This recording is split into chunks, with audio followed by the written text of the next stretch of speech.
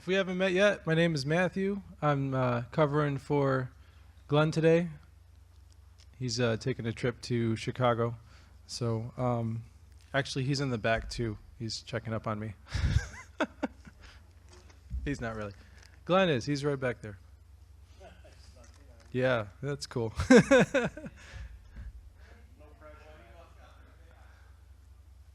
Actually, I teach every Sunday in the Sunday school, so I'm a little nervous because I'm not used to everyone, well, sitting, for instance. I haven't actually had to tell you guys, sit down, please, stop touching your neighbor, bathroom breaks later, all that. So, but, you know, if you do get rowdy or whatever, I might feel more at home.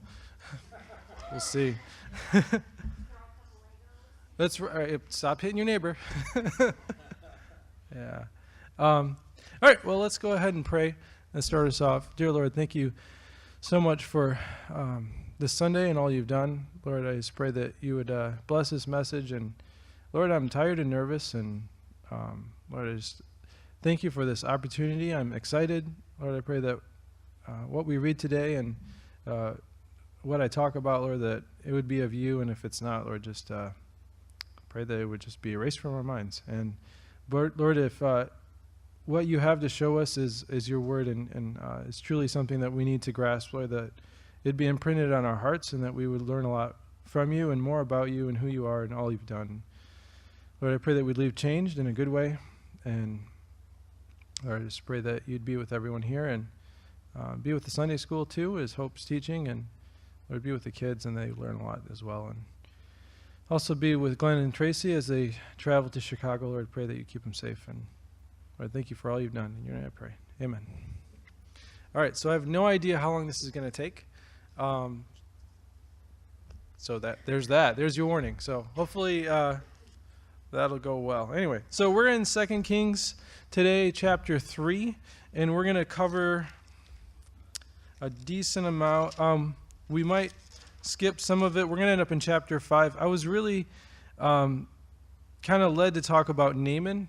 He's a leper and a commander of the Syrian army.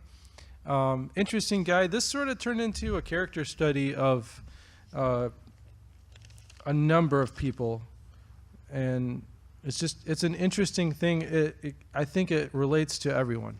So just shows more and more about our walk with God, and is also who God is. So if you can turn to chapter 3 of 2 Kings, we're going to start there.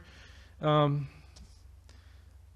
starting off with a battle, which is pretty awesome and exciting. So this one's called Moab Rebels Against Israel. Now Joram, the son of Ahab, became king over Israel and Samaria in the 18th year of Jehoshaphat, king of Judah, and reigned 12 years. He did evil in the sight of the Lord, but not like his father and mother, for he put away the sacred pillar of Baal that his father had made. Nevertheless, he persisted in sins of Jeroboam, the son of Nebat, who had made Israel sin. He did not depart from them.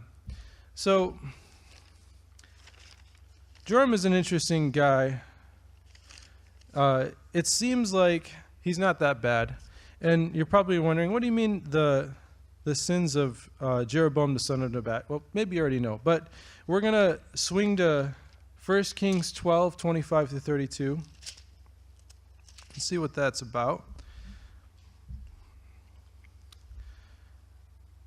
Then Jeroboam built Shechem in the mountains of Ephraim and dwelt there. Also he went out from there and built Penuel. And Jeroboam said in his heart, now the kingdom has returned to the house of David. If these people go up to sacrifices in the house of the Lord in Jerusalem, then the heart of the people will turn back to the Lord, Rehoboam king of Judah, and they will kill me and go back to Rehoboam king of Judah. Therefore the king asked advice. Make 2 calves of gold, and said to the people, it is too much for you to go up to Jerusalem. Here are your gods, O Israel, who brought you up from the land of Egypt. And he set up one in Bethel, and the other he put in Dan. Now this thing became sin, for the people went up to worship before the one as far as Dan, and he made shrines in the high places and made priests for every class of people who were not the sons of Levi. Jeroboam ordained the feast in the 15th day of the 8th month, like the feast that was in Judah, and offered sacrifices on the altar. So he did in Bethel, sacrificing calves that he had made. And in Bethel he installed the priests in the high places which he had made. So he made offerings on the altar which he had made in Bethel in the 15th day of the 8th month, on the month which he had devised in his own heart. And he ordained the feast for the children of Israel, and offered sacrifices on the altar and burnt incense. So what's going on there is the kingdom is divided into two different countries. There's Judah and Israel. That formerly they were one country, but it's been divided into two, and there's a bit of nervousness going on by Jeroboam. He's thinking if these Israelites continue to do as they're supposed to and follow God and go and sacrifice in the temple in Jerusalem, then they're basically going to become one nation and all following God. And we can't have that. So what he does is he sets up these two false idols that are really conveniently located closer to home. And to go up to Jerusalem, and it's a hike, you go up some high elevation, it's not an easy thing. So he makes it really convenient and really easy, and follow these gods that you can see because they're idols, and as opposed to this really hard trip up to a God that you can't see. So that's his sin. And although Joram gets rid of the Baal creepy idols and all that, he doesn't get rid of these calves. They're still there. It's convenient. I bet there's a group of people who are perfectly fine with it. And so in a sense, King Joram is doing what is great, like probably a crowd pleaser kind of thing. It's a political move. You know, if we get rid of this, we're going to get backlash. So he doesn't.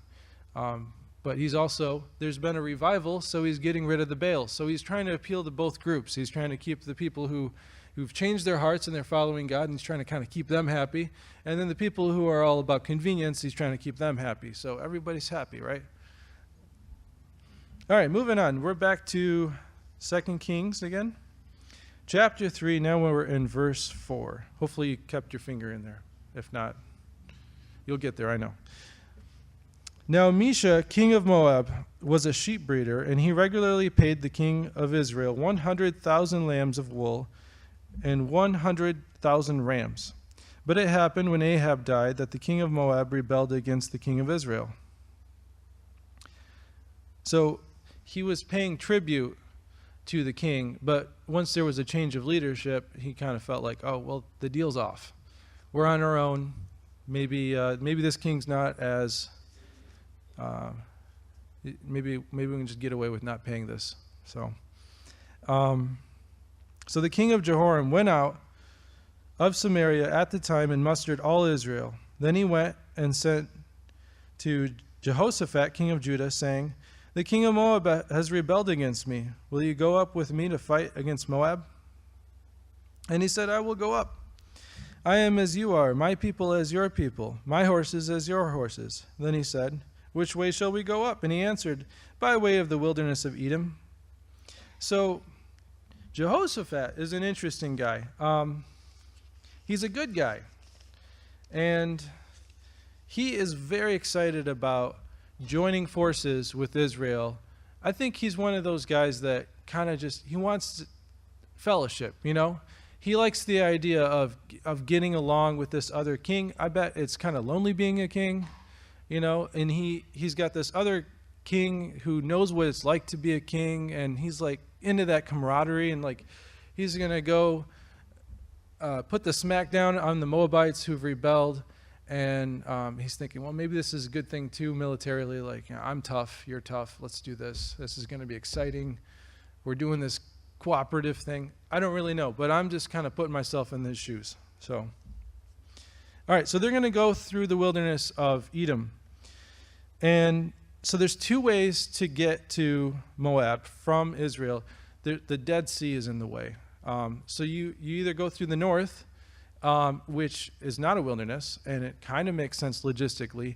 If you don't have water, you don't last long. So that area is nice. But if you go through the south, you end up going through this desert area, and so you have to get around the body of water. So like you've got Israel and Judah on one side, and you've got Moab on the other, and Edom in the south, and probably really nice area on the north. So they're going for the sneak attack. They're thinking Moab is not going to see this coming. We're going to show up, but we have to go through this desert, so it's kind of a risk.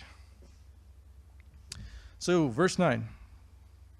So the king of Israel went up with the king of Judah and the king of Edom, and they marched on that roundabout 7 days, and there was no water for the army, nor for the animals that followed them. And the king of Israel said, Alas, for the Lord has called these 3 kings together to deliver them into the hand of Moab. So they've also grabbed the king of Edom, so he's joined forces as well. So you got a coalition of 3 guys, and there's no water. So you're not going to last long without water. I don't think I can. Well, I'm thirsty now. I'm always thirsty. So I can't imagine going a day without water, but apparently you can go about 3. So they're really in trouble. And then you've got the king of Israel, and you can see his attitude is pessimistic. He's thinking, I know what the Lord is up to. We're going to die. We're not going to make it. But Jehoshaphat said, Is there no prophet of the Lord here, that we may inquire of the Lord by him? So one of the servants of the king of Israel answered and said, Elisha, the son of Shaphat, is here, who poured water on the hands of Elijah. So Elijah was a great prophet, and Elisha was kind of his protege. He was following him around, and he took over after Elijah was taken up in a fiery chariot up into heaven, and Elisha continued in ministry and did many miracles. At this point, he's been heard of. He's known. Here we go. All right, so I think we're on, verse 12. Then Jehoshaphat said, The word of the Lord is with him. So the king of Israel and Jehoshaphat and the king of Edom went down to him. Then Elisha said to the king of Israel, What have I to do with you? Go to the prophets of your father and the prophets of your mother. But the king of Israel said to him, No, for the Lord has called these 3 kings together to deliver them into the hand of Moab. I think that's a really interesting response, because Elisha says, why don't you go to these false gods? Because he knows what the king's heart is, and the king's heart is not right with God. But it's also telling how Joram feels about the false prophets. Does he believe in the false prophets? In this verse, it sounds like he already knows what the false prophet's going to predict, and he doesn't trust it. He says, No, for the Lord has called these 3 kings together to be delivered into the hand of Moab. So that tells me that he thinks that the false prophets are going to say, You're going to be fine, everything's going to be great. They're kind of like yes man. They're always going to say it's going to be sunny, everything's going to be great, sunshine and rainbows and all that. Rain would be great in this case, but I'm kind of, I don't mean literally sunshine and rainbows. They probably have too many of those. So he doesn't believe in the false prophets. He doesn't really trust God. He's kind of acting like an atheist in many ways. He's sort of like, he's very political. That's what I get from that. So verse 14, And Elisha said, As the Lord of hosts lives, before whom I stand, surely, were it not for that I regard the presence of Jehoshaphat, king of Judah, I would not look at you nor see you. But now bring me a musician. Then it happened, when the musician played, that the hand of the Lord came upon him, and he said, Thus says the Lord, Make this valley full of ditches, for thus says the Lord, You shall not see wind, nor shall you see rain, yet the valley shall be filled with water, so that you, your cattle, and your animals may drink. And this is a simple matter in the sight of the Lord. He will deliver the Moabites into your hand. Also you shall attack every fortified city and every choice city, and shall cut down every good tree, and stop up every spring of water, and ruin every good piece of land with stones. So is God reliant on the faith of others in order to make something happen? Does he need us? He doesn't need us to do good things. He said, this is a simple thing. It's no big deal, by the way. This is not, and you guys are freaked out, but I'm above this. I'm beyond this. And so he says, start digging ditches because you're going to get lots of water. And then you're going to be successful. At this point, they weren't even thinking about the battle ahead. They were just thinking about survival. And God goes even further and says, this is what's happening in the future. You're going to have victory. Now it happened in the morning when the grain offering was offered that suddenly the water came by way of Edom, and the land was filled with water.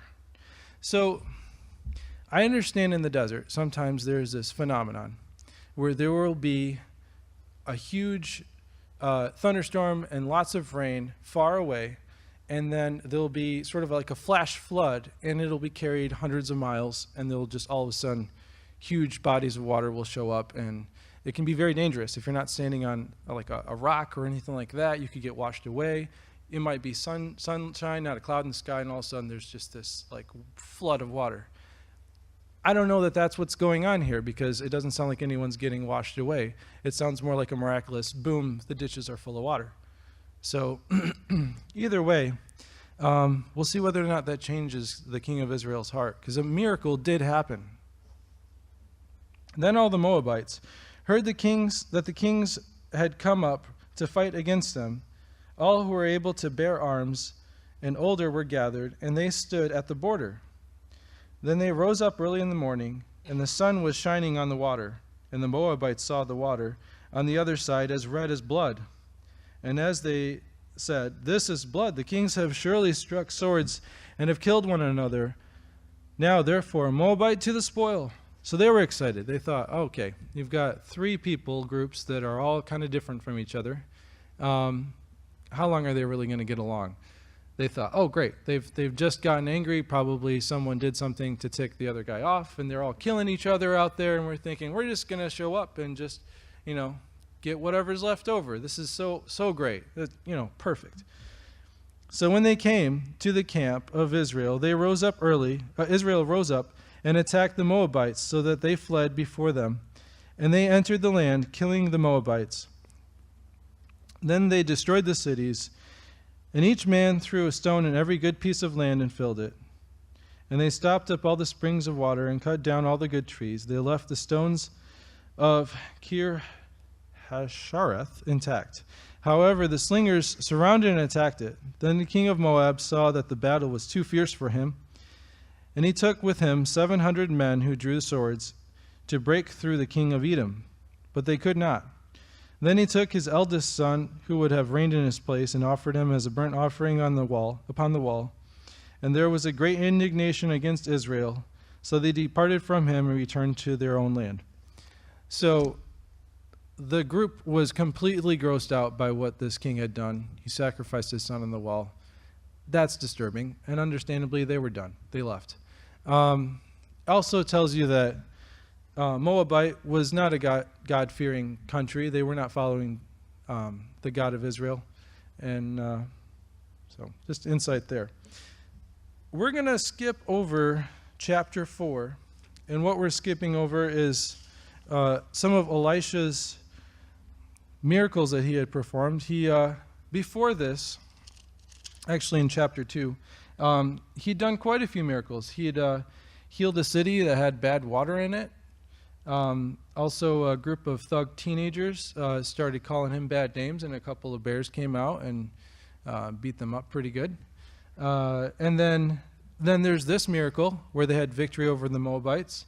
And then in chapter 4, he saves a widow and her sons from bankruptcy and slavery by causing her jar of oil to just continually flow. They borrowed a bunch of jugs from their neighbors. Her husband had died, and they were in huge debt, and she did not know what to do. And then back in those days, you could actually have your children go into slavery to pay for the debt. These days, you just, you do bankruptcy and you move on with your life. But back then, it wasn't as financially binding as as we have today. Today, we live in good times, right? As far as that's concerned. But anyway, so her sons were going to be sold off to slavery to pay for this debt. But instead, Elisha was able to be there and be with, excuse me, I'm stumbling over my words. God used him to create this miracle where she used her jar of oil. She didn't have much, but even what she had was able to be used by God, continually pouring up these empty vessels until she had enough to pay off her debt and live off of it for the rest of her life. That's wonderful.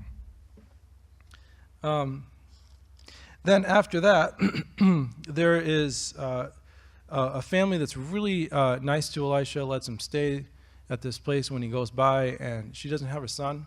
So Elisha, actually this guy named Gehazi, who was Elisha's servant, makes it known to Elisha that, hey, she doesn't have a son, and that would be great because her husband is old.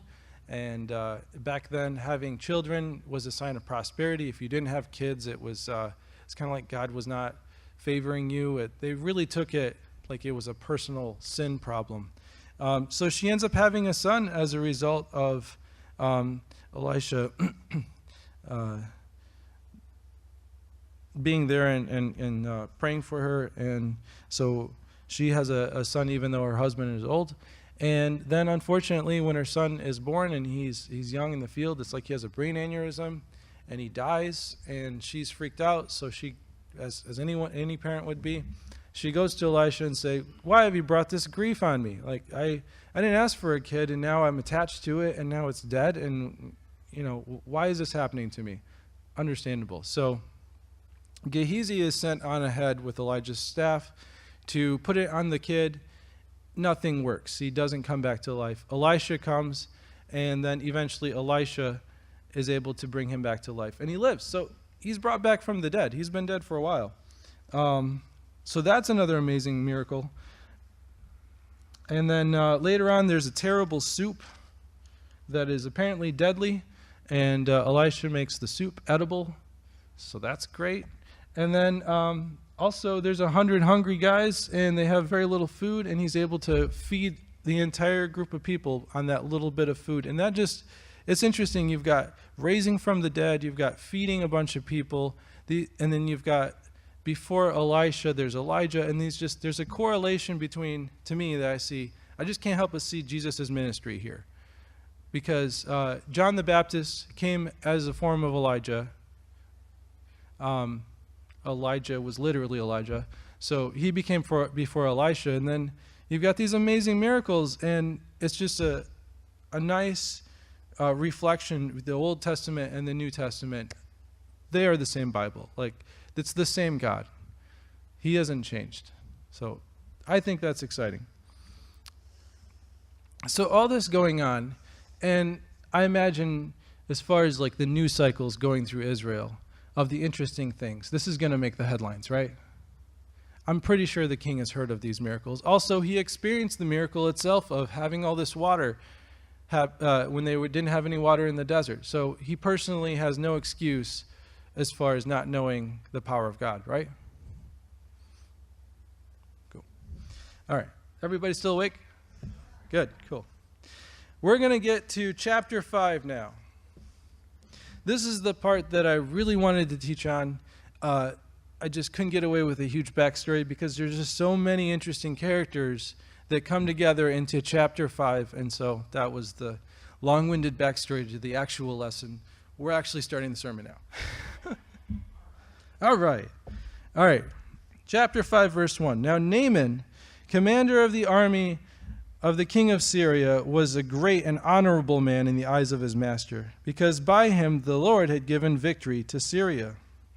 He also was a mighty man of valor, but a leper. And the Syrians had gone out on raids and brought back captive a young girl from the land of Israel. She waited on Naaman's wife. Then she said to her mistress, "If only my master were with the prophet who is in Samaria, for he would heal him of his leprosy." And Naaman went in and told his master, saying, "Thus and thus said the girl who is in the land of Israel." Now, Naaman, what can we know about Naaman already? He's honorable in the eyes of his master. He serves his master well, right? He's great. He's a man of valor. I think in the context of being a military warrior. I think he's got the respect, and he's very successful. And why is he successful? Because the Lord has given him success. So is it of his own doing? No, but he's benefiting from that. And I don't know that he knows the Lord in this situation. He doesn't know that God is actually the one that's done all this for him. So things are looking great. Although, what is he? He's a leper. People didn't survive leprosy back then. It was a long, horrible death where your flesh rots, and eventually you die this numb, ugly, scarred being that probably people don't want to be near you at that point, and you smell bad. In Israel, you became untouchable, and people didn't want to touch you with a 10-foot pole. In fact, you had to live in the city dump. That's where you belong. But Naaman, being a non-Jew, he's still the commander of the Syrian army. So he still has position, he has wealth, he hasn't lost his family. So if you were a leper back then and you had no hope of being healed, probably as far as just the luxury of living life, you didn't want to be in Israel, because you would lose all that, and everyone would say, it's probably your sin is the reason why you have leprosy. They would look at you and say, what have you done? That was kind of the mentality back then. But leprosy is a sign of sin. It does slowly kill you. Does sin not slowly kill you? No. All right. So then verse 5. Then the king of Syria said, go now, and I will send a letter to the king of Israel. So the king of Israel and Syria, they have this unusual, well, probably usual back then relationship where Israel and Syria are they're competitive. When Assyria comes and attacks, Syria and Israel on the same side, because there's this giant army coming in and they have to go to the defensive. But otherwise, they're raiding each other and they're not getting along so well. They're rivals, right? But they have some sort of relationship. So the king sends him with a letter. So he departed and took with him 10 talents of silver, 6,000 shekels of gold, and 10 changes of clothing. And then he brought a letter to the king of Israel, which said, this is a very loving letter. Now be advised, when the letter comes to you, that I have sent Naaman my servant to you, that you may heal him of his leprosy. That sounds like a memo, right? By the way, you need to do this. The end. Now see this. And it happened that when the king of Israel read the letter, that he tore his clothes and said, am I God to kill and make alive, that this man sends a man to me to heal him of his leprosy? Therefore, please consider and see how he seeks to quarrel with me. From his perspective, he's thinking, all right, he's trying to make war with me. He's giving me some impossible task to fulfill that later when I can't fulfill it, he can go back and say, look, you didn't fulfill this task, so therefore we're going to make war on you, or so forth. When in reality, who has probably a better right to make war on Syria? Israel. I mean, Naaman is the guy who's been raiding their country, and then he shows up at their doorstep and says, by the way, I'm a leper, make me well. That just sounds audacious, and it just kind of shows you how Syria looks down on Israel. At the same time, he's here for help. And he's desperate. He really does need help. I don't think he's oblivious to the fact that he's going to die a terrible death of leprosy, right? So there's just a mix of things going on here that there's just so much beyond just the letters that you kind of put yourself in Naaman's shoes and you put yourself in the king's shoes, and it's an interesting drama, really, but it happened. So it was, when Elisha, the man of God, heard the king of Israel and had torn his clothes, that he sent to the king, saying, why have you torn your clothes? Please let him come to me, and he shall know that there is a prophet in Israel. You really think that maybe the king of Israel should have first sent for Elisha and said, hey, this crazy impossible thing is happening. Remember how you saved me in the desert? That was great. Could you help me again? Instead, he's not believing in God yet. His heart hasn't changed. He's still freaking out. He's still wondering, how am I going to do this impossible task? Not how God is going to save me from this impossible task. Then Naaman went with his horses and chariot and stood at the door of Elisha's house. And Elisha sent a messenger to him, saying, Go and wash in the Jordan 7 times, and your flesh will be restored to you, and you will be clean. But Naaman became furious and went away and said, Indeed, I said to myself, he will surely come out to me and stand and call on the name of the Lord his God, and wave his hand over the place and heal the leprosy. Are not the Abnah and the Pharpar rivers in Damascus better than these waters in Israel? Could I not wash in them and be clean? So he turned and went away in a rage. How often have you ever had your feelings hurt when you thought things were going to go a certain way and it turns out you're not that awesome and people didn't treat you with the respect that you thought you deserved, and you had this whole thing laid out in your mind that it was going to happen like this and none of that happened and you're just torqued, or you're just really sad and hurt, or maybe both. But I've been there, and it's the littlest non-significant things that can just, they don't matter, but for some reason they do, because they just get you right where it counts. And I can't think of an example right now, but I'm sure there's tons. So for Naaman, he's essentially in his front yard of Elisha, and Elisha won't even do him the respect of coming out onto his porch, right? He's probably feet away from the guy, and he sends a messenger, and he's thinking, what is this? I'm important. And I had in my mind that he was going to wave his hand over me, and it was going to be cool. We're going to have this moment, and then it's just going to be awesome. And none of that happened, and it didn't play out. And then I have to wash myself in the stinky river. It's not even that great of a river. I got better rivers at home. This place is dumb. Why did I come? He's so angry, he leaves. And then luckily, he's got someone who serves him who's not angry right now. So we're in verse 13. And his servant came near and spoke to him and said, My father, if the prophet had told you to do something great, would you not have done it? How much more then when he says to you, wash and be clean? So, I mean, this guy's a warrior, right? If Elisha had come out and said, all right, it's going to be tough. You are a leper, but you're also a warrior. I need you to climb to the Himalayan mountains. Get to the very top. There's this crazy Shangri-La place, and there's a bunch of monks, and I need you to spend 7 years there, and you're gonna live barefoot and in cold, and then at the end of that, you're gonna come back and you'll be healed. And I bet Naaman would have been thinking, oh yeah, challenge accepted. I think we can do this. And when I do the end of it, I'll be able to say, I did it. I cleansed myself of leprosy. I'm pretty great, Not only am I a great warrior, I'm also this, Himalayan mountain king. It's going to be great. So, but that's not what happens. What he has to do is so ridiculously simple.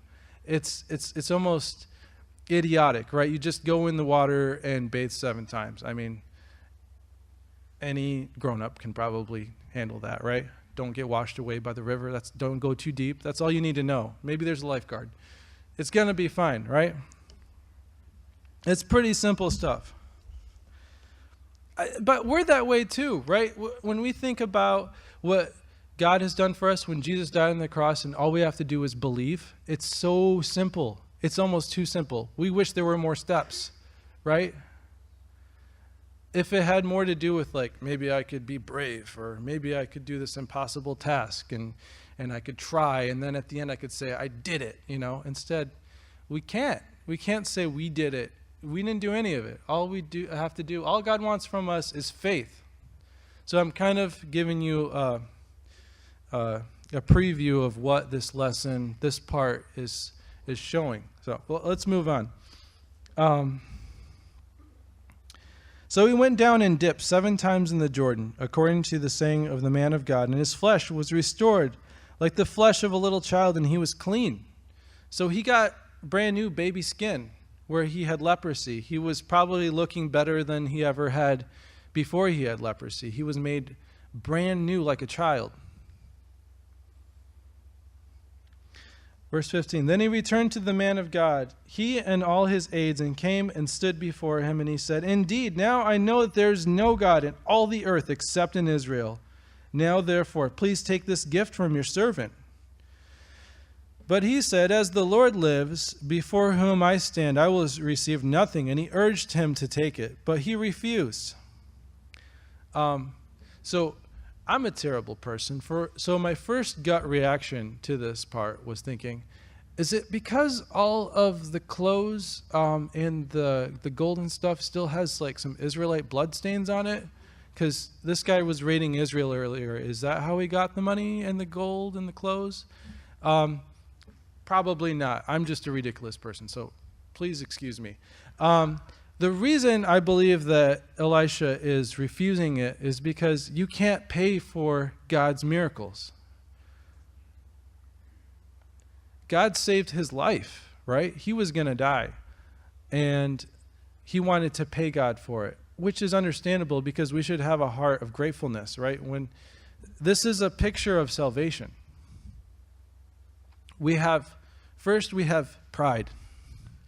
And pride is a sin that is almost undetectable when you have it, although it's probably very obvious to everyone else around you. And it slowly makes you numb. You get numb to the fact that you have pride. It gets entrenched in your life. And it slowly kills you, and it stinks. And you rot, and it's terrible. And eventually you die in your pride, and it's a death sentence. But there is a healer. Jesus died for our sins. And then all he had to do was believe that he could be healed. He went to the Jordan River, and he had like a 7 times over baptism, basically. He dipped 7 times. And that's not necessarily the formula for how to get rid of leprosy. Don't take it that way. But he gets into the water, and he comes out, and he's a new being, right? He's like a child. His skin is like a child. And that is beautiful. The picture is beautiful. And then he goes back, and he can't pay for this healing. You can't pay for salvation. It's been paid for you. Jesus died on the cross, and he paid the price. We didn't pay the price. He just had to show up. Naaman just had to show up. That's all it was. Say, hey, I need help. And then he had to believe. He had to get rid of his pride. He had to humble himself and accept it and have faith. And that's all it took. And it's so simple. Faith is difficult. It's the one thing that we can give God that he doesn't already have, right? Belief in him. What does God lack? Nothing. He's got everything. He's made the entire universe. He doesn't need us. And there's only one thing that God gets amazed at that I've seen in the Bible. Faith. Lack of faith? He marvels about lack of faith and extreme faith. When you believe, he also marvels at that. So hopefully we should strive towards having a faith that God marvels at, not because of our lack of faith, but because we have faith. All right. Moving on. So, verse 17. So Naaman said, if not, please let your servant be given 2 mule loads of earth.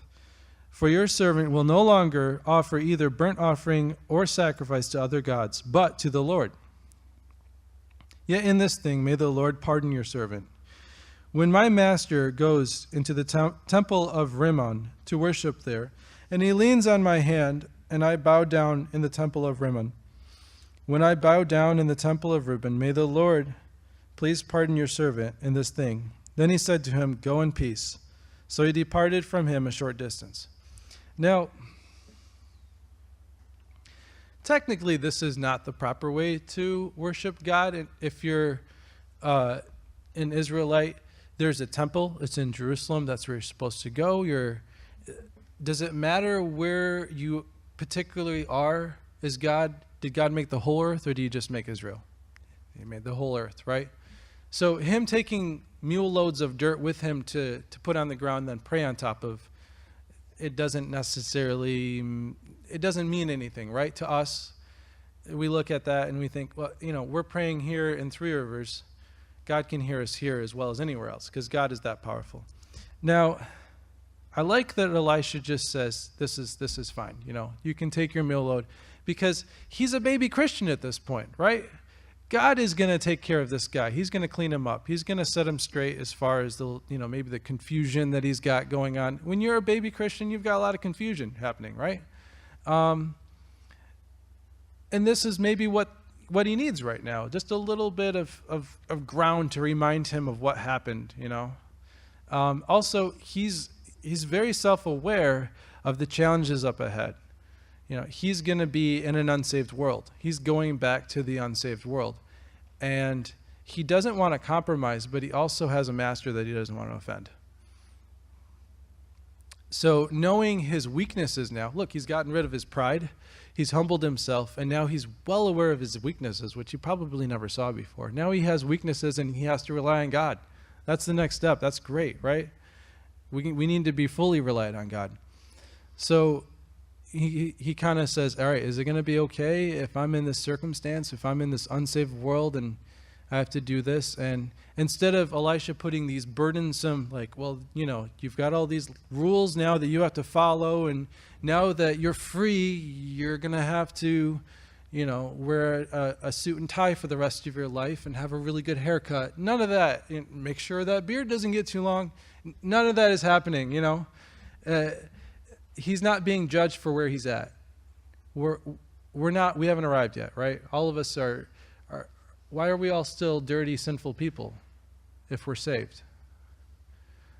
Well, we live in a dirty, sinful world. It's going to rub up on you, right? You're going to get your clothes dirty until we get new clothes in heaven, right? They're going to be whiter than snow. That's exciting. I wish for the next person involved that the story ended there, but it doesn't. And it's for our benefit. So let's move on. Verse 20. But Gehazi, do you remember Gehazi? He was the guy that was there during the resurrection of the boy who died. He was there. He has seen someone come back to life. And now he's also witnessed a leper be healed. So this guy, you can't say he's ignorant about God's power, right? If anyone should have respect for God's power, it should probably be this guy. But Gehazi, the servant of Elisha, the man of God, said, "Look, my master has spared Naaman the Syrian, while not receiving from his hands what he brought. But as the Lord lives, I will run after him and take something from him." So Gehazi pursued Naaman. When Naaman saw him running after him, he got down from the chariot to meet him and said, "Is all well?" And he said, "All is well. My master has sent me, saying, indeed, just now, 2 young men from the sons of the prophets have come to me from the mountains of Ephraim. Please give them a talent of silver and 2 changes of garments." So he's kind of weaseling his way into getting some money out of Naaman. He's got to have a good story that's plausible, and it doesn't make him sound like he's ripping him off, right? That's important if you're going to steal money from someone, right? I hear. So then Naaman said, "Please take 2 talents. And he urged him and bound 2 talents of silver in 2 bags and 2 changes of garments and handed them to his servants, and they carried them on ahead of him. When he had come to the citadel, he took them from their hands and stored them away in the house. Then he let the men go, and they departed. Now he went in and stood before his master Elisha and said to him, and Elisha said to him, "Where did you go, Gehazi?" And he said, "Your servant didn't go anywhere." Then he said to him, "Did not my heart go with you when the man turned back from his chariot to meet you? Is it time to receive money or to receive clothing, olive groves and vineyards, sheep and oxen, male and female servants?" So I think when we look at Gehazi, he's so comfortable with God's power and being around God's power that he just lets greed in his heart go unchecked. He's so comfortable in the church. Oh, sorry, he's not in the church. But I let that slip. Can you imagine? All of us can get into this situation. It can happen to any of us, right? I've seen God's power, but does that mean I discount it sometimes? I do. I forget what God's done for me. I forget how powerful God is. And sometimes I can act disrespectful and let sin in my life come forth, and I can make some big mistakes. It's easy to just sort of downplay what God's done. Prayer requests happen all the time. They're answered. People get healed. People that should be dead are alive. Amazing things happen, and what do? We think, well, that was pretty neat. And then we just kind of forget about it, right? And then we go on unchanged. It's easy. It's easy to become Gehazi, right? And try and look, well, what can I get out of this situation? That's not good. Warning. Don't do that. It also reminds me of someone else in the Bible further on. Judas, right? Judas, if anyone has seen Jesus' miracles, it's Judas. He was there. He was casting out demons with the other 12. You know, he was used by God. He heard all the sermons. He should know. And then he betrays Jesus for 30 pieces of silver, which is the price, I understand, of a gored servant or gored slave. That's the exchange. That's like the value of a broken servant. Like, how bad is that, right? And what Gehazi takes from Naaman, I mean, is it worth what he's about to get?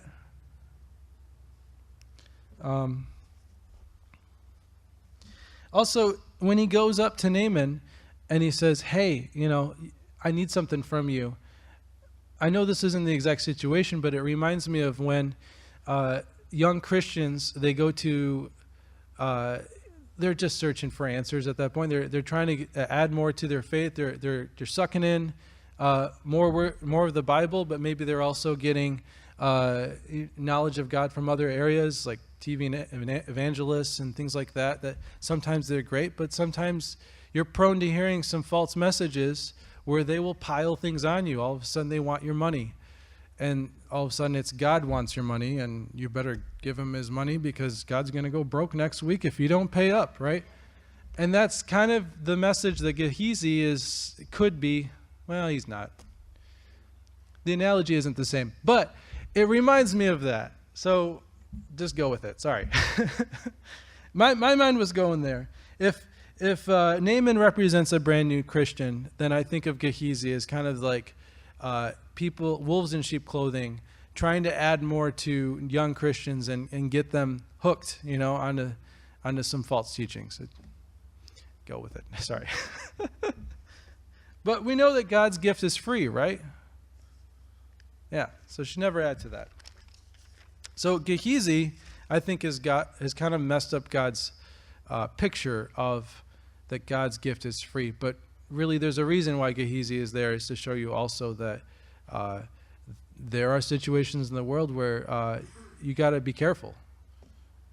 So, verse 27, therefore the leprosy of Naaman shall cling to you and your descendants forever.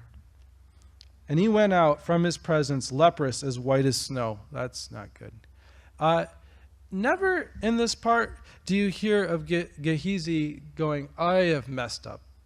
Oh no, I've really sinned here. Would you forgive me, Elisha, or pray to God for forgiveness? And it's interesting that Judas does the same thing. He doesn't go to Jesus and ask for forgiveness. I think he had opportunities. I think Judas had opportunities where he could have gone to Jesus and said, I am really sorry I have sinned here. I've done wrong. But I don't know what was in their heart. For some reason, that didn't happen. And it's really sad. We have second chances. We can screw up big. We can really mess up, but God gives second chances. And your chances run out when you're no longer breathing. But between now and then, you've got all the opportunities. Don't give up those opportunities to get right with God. All right. One person I think that we have overlooked so far, and I think that person is actually possibly the most amazing person in the whole story. Let's go back to the beginning of chapter 5. Verse 2. And the Syrians had gone out on raids and brought back captive a young girl from the land of Israel. She waited on Naaman's wife, and she said to her mistress, if only my master were with the prophet who is in Samaria, for he would heal him of his leprosy. Where is her heart? What has happened to her? What was her history? She was an Israelite, right? What was it like being captured by Syrians? What was it like having a home and a village and a way of life, and then these guys come in and take her by force? What horrible things did she see in that process? She probably had a family. There's no sign that they're around. Did they get killed? Did Naaman kill her family? Is that something to get over? Is it easy to get over that? No. Was she abused in the process? I don't know. But I can't imagine being raided by Syrians as one of those pleasant things. Regardless of that, she's serving Naaman's wife, and her heart cares for Naaman. I think that she is an example of a mature Christian. Her heart is for Naaman, who at this point represents the unsaved, right? And she has decided that even though the world hurts you, and as a Christian, the world hurts you all the time, right? But should our heart be cold to the world, even though the world is cold to us and abuses us? She didn't think so. She knew that God has power to heal, and she saw a need and decided, hey, I'm going to let him know where he can get healing. So I think that should be our goal. Can we have a heart like that? I hope so.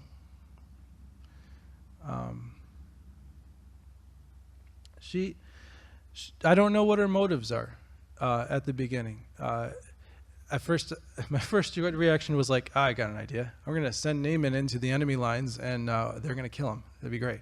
But that's not it. That's just not it. I think she really does want healing for this guy, and I think she's speaking from a perspective of she's forgiven him. And she's serving him. And she's others-centered. We need to be others-centered. So I think that's the picture of a mature Christian. And I'm not saying that I'm there. I struggle with forgiving others. It's hard. I think that's one of those miracles of God. When he works in your heart so that you can forgive others, that's not a natural thing. Our natural tendency is to get even, right? It feels really good to get even. But did Jesus get even when he came down on earth? No, he humbled himself and he gave his life for us. So we need to take that example and also forgive others. And it's not easy. But the bar is set high, and that's a good thing. Well, I think that's all I had to share as far as the lesson.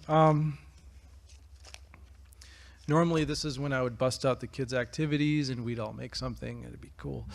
But that's not where we're at. So let's go ahead and pray and bow our heads. And Lord, I just want to thank you for what you've shown me, and just that there is so much to every story in the Bible. There's so much depth and richness, and it all reflects on you. And sometimes there's parts of the Bible that we don't understand, but you shed light on that, and nothing is with any sort of mistake, Lord. You've meant to put what you have in the Bible. And Lord, I pray that we would have a hunger to search out your heart and just find the things that you have for us.